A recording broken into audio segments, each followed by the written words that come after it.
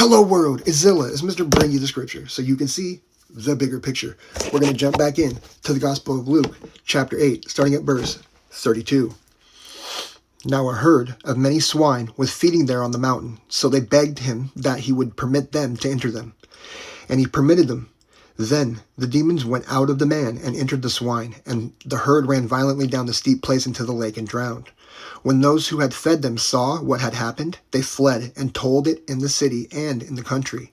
Then they went out to see what had happened, and came to Jesus, and found the man from whom the demons had departed, sitting at the feet of Jesus, clothed and in his right mind.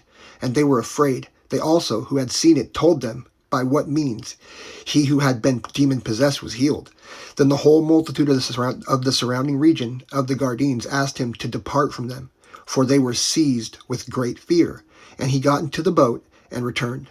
Now the man from whom the demons had departed begged him that he might be with him. But Jesus sent him away, saying, Return to your own house, and tell what great things God has done for you. And he went his way and proclaimed throughout the whole city what great things Jesus had done for him.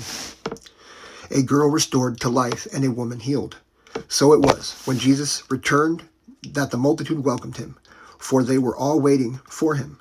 And behold, there came a man named Jairus, and he was a ruler of the synagogue. And he fell down at Jesus' feet and begged him to come to his house, for he had an only daughter about 12 years of age, and she was dying. But as he went, the multitudes thronged him. Now a woman, having a flow of blood for 12 years, who had spent all her livelihood on physicians and could not be healed by any, came from behind and touched the border of his garment. And immediately her flow of blood stopped. And Jesus said, Who touched me? When all denied it, Peter and those with him said, Master, the multitudes throng and press you, and you say, Who touched me? But Jesus said, Somebody touched me, for I perceived power going out from me. Now, when the woman saw that she was not hidden, she came trembling, and falling down before him, she declared to him, in the presence of all the people, the reason she had touched him, and how she was healed immediately. And he said to her, Daughter, be of good cheer, for your faith has made you well. Go in peace. While he was still speaking, someone came from the ruler of the synagogue's house, saying to him, Your daughter is dead. Do not trouble the teacher. But when Jesus heard it, he answered him, saying, Do not be afraid. Only believe, and she will be made well. When he came into the house, he permitted no one to go in, except Peter, James, and John, and the father and mother of the girl.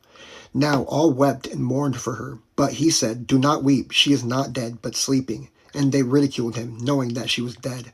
But he put them all outside, took her by the hand, and called, saying, Little girl, arise. Then her spirit returned, and she arose immediately. And he commanded that she be given something to eat. And her parents were astonished, but he charged them to tell no one what had happened. You gotta love it when the Bible bangs it out like that. If this blessed you in any way, press the buttons. And if you want the rest of the chapter, just hop in the profile after, and we're gonna be back next time, right on time, to renew our minds on time. Love you guys.